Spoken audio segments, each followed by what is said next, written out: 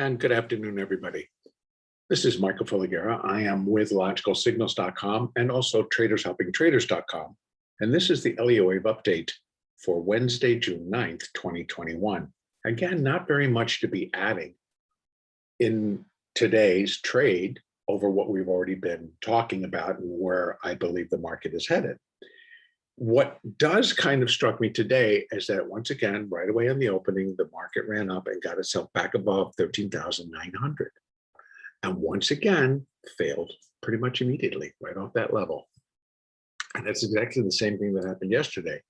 Today's decline wasn't as severe, and I'm kind of was hoping that it would be, because then I could put a finishing mark on the wave 2 correction. In other words, it's like what we've done, wave A, wave B, and then we're doing a C wave down.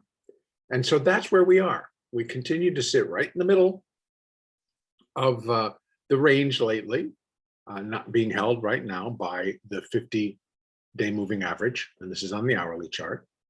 But my expectation remains for the market to drop and at least move to a new low below that A wave at 13,742, and possibly get down to, I think, like, the 200-day.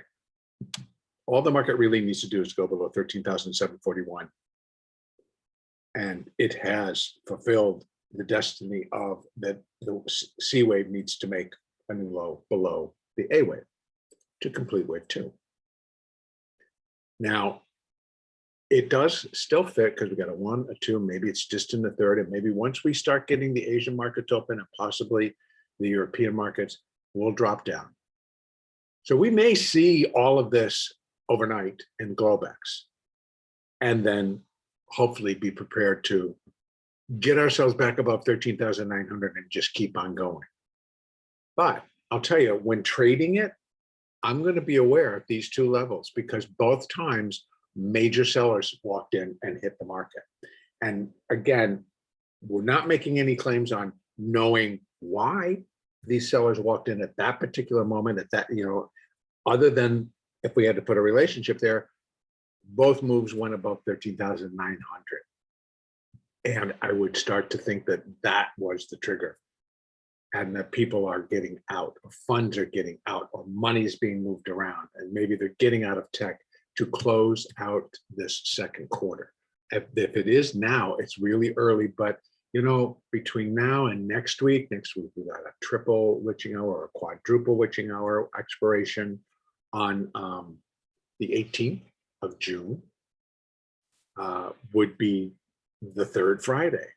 So we have a lot going on going up to there. And it's just position squaring. It's doing nothing more than deciding what's going, what's staying, and where we're going to do with it. And then as we move into the next 2 weeks, we got the close of the quarter on June the 30th, and there'll be a lot of probably just a really heavy up and down, very quick up and down, because there's going to be levels, and that's where they're going to do the trades. We're just going to be ready to trade them. But if it holds to the Elliott pattern, which right now it is, then I'm expecting the market to drop down below 13,740, possibly as low as 13,690. We have the 200-day moving average of 13,715, and that's right now. If the market goes down, it'll probably turn and go flat for a little bit, but it's going to probably remain right about in that level, unless then it's broken, because then it will start to turn itself down. But right now, things are still, they were pretty flat today, but the short-term ones are now pointing down. And that's okay, because the 50 can even point down. And it's just going to give me more support that, yep, we're going to finally get this thing finished, set the stage for the possible next rally. Now, that's the preferred view. The alternate view would be that this whole rally is finishing. This 13-year rally is finishing. And that would create a scenario where we start sliding way past all of this. And that would be, there are just a lot of hands being sold. In other words, it's like they're just, this is the time, the end of the quarter, whatever the reasons are, we may see a lot of activity. And we're going to get the clues ahead of time. In that, if it starts to just plow through the support levels that we're not expecting to be broken, if indeed this market's going to turn and go to new highs.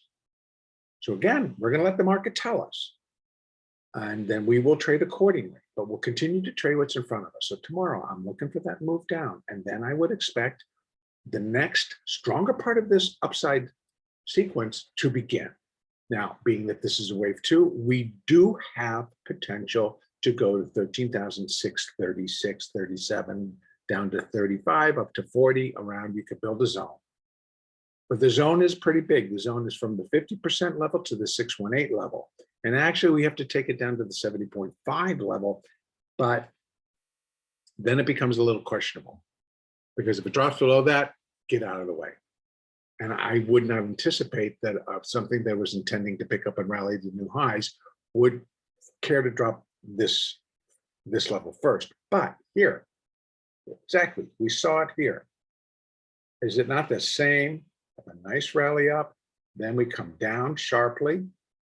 We came down sharply, we rallied fairly sharply, then we dropped, then we dropped. We got here, futzed around, and then somebody went, nope, get out of the way. Blah, blah, blah, blah. Okay. So is it the same pattern as here? Could be.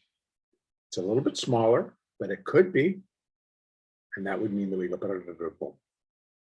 And then bubble. So this is pretty much what I'm now looking to happen here. It's on a one lesser degree, but nonetheless, same pattern.